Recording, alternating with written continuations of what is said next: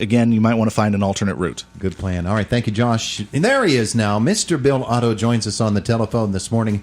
The Oldies Attic Turkeython is happening tomorrow, and Bill every year does us this favor. He comes in to visit with us and talk about the Oldies Attic Turkeython, sort of stoke us up for this big thing tomorrow. And Carolyn is here from the United Way. She's waiting for your calls, 479-1160. And if you are not going to be able to make a pledge or you just want to beat the Turkeython rush, you could call Carolyn right now at 479-1160 and give her your pledge. And, Bill, I'm going to let you talk now because you're much better at this and you know what's going on. Good morning. Good morning. We've got turkeys everywhere. I can They're hear all them. over the place. But, tomorrow is our 29th. Stop it. Down. Get rid of these things. Down. Listen, tomorrow's our 29th annual Oldies Attic Turkeython, and it's been an amazing ride for 29 years. It all started. I sound like Little House on the Prairie. But it all started back in 1990. I was the campaign chair for the United Way. And at that time, the structure for raising money for the United Way generally was through employee campaigns, all the businesses. That was it. And then Executive Director Fred Moreau and I sat down. I said, Fred, there's a lot of people that would give that maybe don't work or whatever it is. And we come up with a concept of every $15 pledged, we would try to match it with a turkey. And we enlisted the help of the Shop and Save, which was in Punxsutawney at the time. It was going to move down to Indiana. And so our first one was about a little under $5,000 that we did on a Saturday morning, which we thought was pretty good, and that was pretty good at the time. And we got a truckload of turkeys. They were frozen turkeys, and they brought them down in the back of a dump truck, and they dumped them out for us. And then you dropped them from a helicopter. Well, yeah, as God is my witness, I thought turkeys could fly, but they dropped them off, and we distributed them out there mainly to the Salvation Army at the time. Mm-hmm. Well, we have grown a little bit since then. We have been doing around $50,000 in our 3-hour stint for the past couple of years, and this year we are supporting our homeless veterans. And that's a tough two words to put together when you think about it. If you say the veterans and you put homeless behind it, and that just shouldn't be. But it's a fact of life, and we have 2 locations in Indiana County. One at the Parsonage, that's across from Rustic Lodge, and that beautiful facility on North 5th, where we house homeless veterans till they get back on their feet and get back in the groove. Also, the Salvation Army, those folks who just continue, they are so steady. They just do incredible work of feeding people coming through and in our community. The Homer City Food Bank we've added this year, they're at the Methodist Church in Homer City. Talked to Bonnie Kraft down there and Kathy Daskovich, and they serve about 80 families in Homer City and the Center Township area, and they can always use more help. The Community Kitchen in Dixonville, one of my favorites, Cindy is up there, and she works the northern tier of Indiana County. And she has already been provided with a number of turkeys because she's already had a Thanksgiving dinner for a large group of people up there. Mm-hmm. Chevy Chase Community Center, Bev Stifler and her staff, they do a marvelous job getting some warm food to people that need it. And the Deacon's Emergency Food Bank at the Presbyterian Church in Blairsville.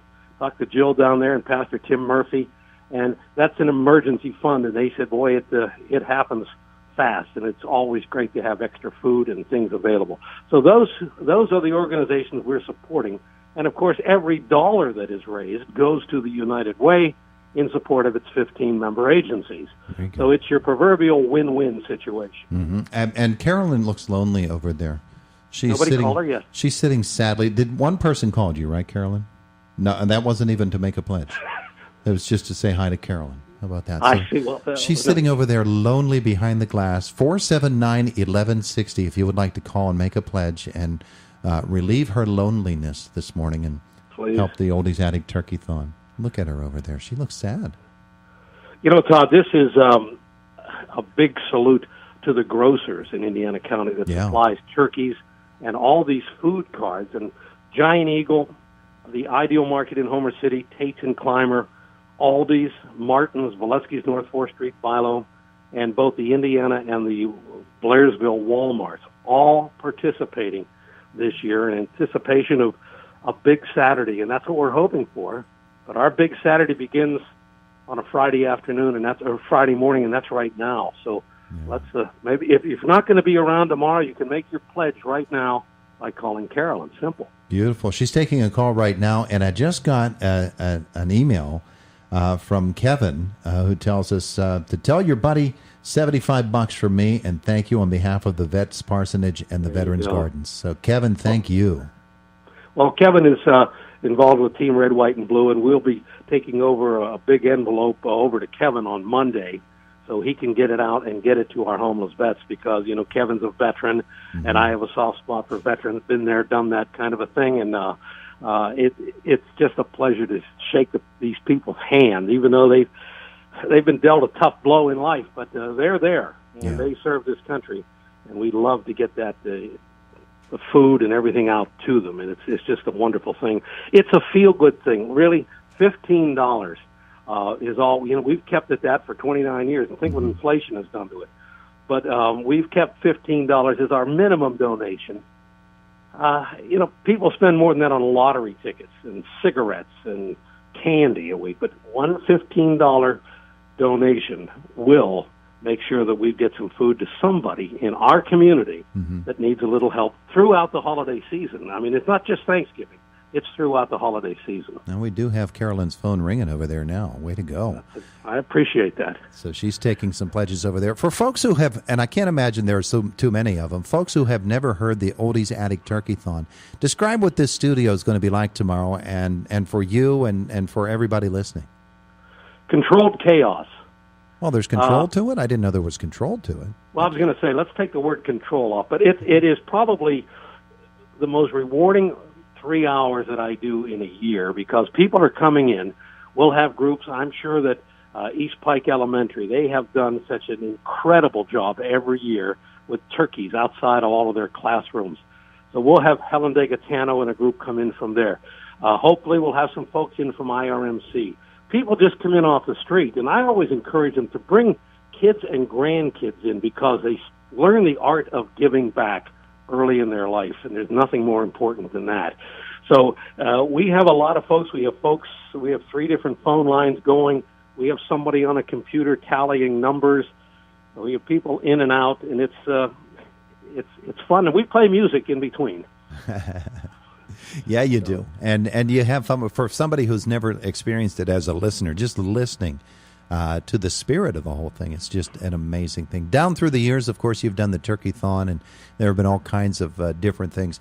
Tell me about 1 or 2 things that really stick out in your mind, standout things that happened that either warmed your heart or made you chuckle a little bit on the Turkeython.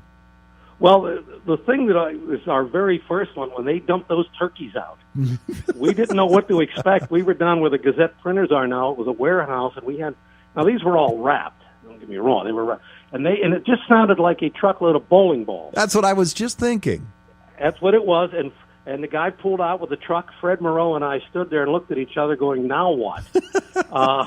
But it was and we got them out. Every freezer anybody that we knew that had a freezer got a turkey to save, and they all got out to the people. But it's that, and I think the spirit of giving back is odd. And I got to thank Hal Wingard. He's really the Turkeython chairman. He's been doing a lot of legwork for this, and Hal has been out there, and he's such a big part of the Indiana community who has done that. And just interacting with Hal the past couple of years, his enthusiasm is infectious. And I think that's the best part of it all. And seeing the faces when we deliver turkeys and food to, like, Community Kitchen, the thankfulness on the face of Cindy, because otherwise she's scraping. And that's the same with all of the agencies. So it's just been a feel-good thing for me, and not to mention, not only that, the money goes to the United Way, and that's more people getting help. Yeah. So it's a good deal. Explain that whole function, because people might have an idea that, okay, I'm going to make a $15 pledge, that's going to buy a turkey, and that's where it stops. That's just a small part of it, isn't it? Well, yeah, that's just half of it, because we use the total amount to determine how many turkeys and how many gift cards we're able to get. But all the checks and everything like that goes to the United Way. and they put it to work with their 15 partner agencies. So, again, this is a big credit to our grocers throughout Indiana County who are so generous. And we have some organizations that donate specifically so we can buy even more. Yeah. But it's a good deal. It's tomorrow morning from 9 to noon, or it's right now with Carolyn. Yeah, and Carolyn's been very busy now. Look, she's got a list there. She's holding it up for me. 5 or 6 Nice. Donations that folks have made here in this past half hour. And she's going to be with us for a few more minutes. I want to keep you along with us for a couple of minutes more as well. And probably we need to explain to people, you're not being asked to bring in $15 tomorrow. This is pledge time. This is pledge time. Pledge it, and we just encourage people just to mail it right to the United Way at 655 Church Street. They can do that. So it's just a pledge. If you want to come by, we'd love to meet you, number one. Stop by the studio in the morning at 9th and Philadelphia Street. But it is a pledge. And do please follow through on that pledge, of course. Well, people do that. Sometimes we have to chase them into January, but people come through. It's a busy time of the year. Sure. People forget, and it happens. But it's not a problem. We have had almost 100% success over the years of getting all of the money that was pledged. It's just the good people of the county. That's wonderful. So there you go. The Oldies Attic Turkeython is happening tomorrow. Starts at 9 o'clock, right? It starts at 9 o'clock, ends at noon. Oh, man, they're back. There they are. Back. Someone open a door there or something? Well, I did. I walked in, and all the turkeys are going, pick me, pick me. That's what we have. Clean production values have always been good on this show, and you're the king of them. Oh, my. Well, I appreciate the time. And again, people, 479-1160, 349-WCCS. Carolyn will be there till around 9, I understand. Oh, she's going to stay? Good. I think she'll stay for a little while. Uh-huh. And this will be a good time. Make the pledge, or come see us tomorrow. The snow will be gone. Well, the roads will be clear enough. There you go. Come on down and see us. There you go. Bill, hey, thanks for being with us this morning. Appreciate it so much. I appreciate it. Thank you, Todd. Thank you, Indiana County.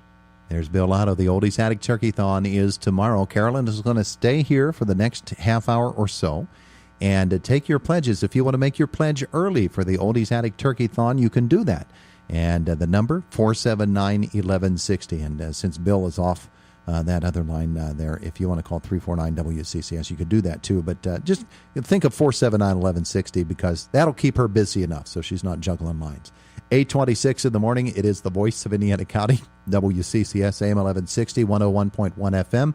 Again, the United football game against Northern Cambria, District 6 Class A semifinal, is moved to tomorrow at 7 p.m. at Penns Manor High School. And Josh has an update on that Route 286 situation, I believe. That's right. Traffic is being rerouted in that area from Starford to Diamondville and through Clymer. So that's where traffic is being rerouted on 286 as they continue to work on that situation with the power lines down. Very good. Thank you. It's 26 minutes after 8. Here's Boomer.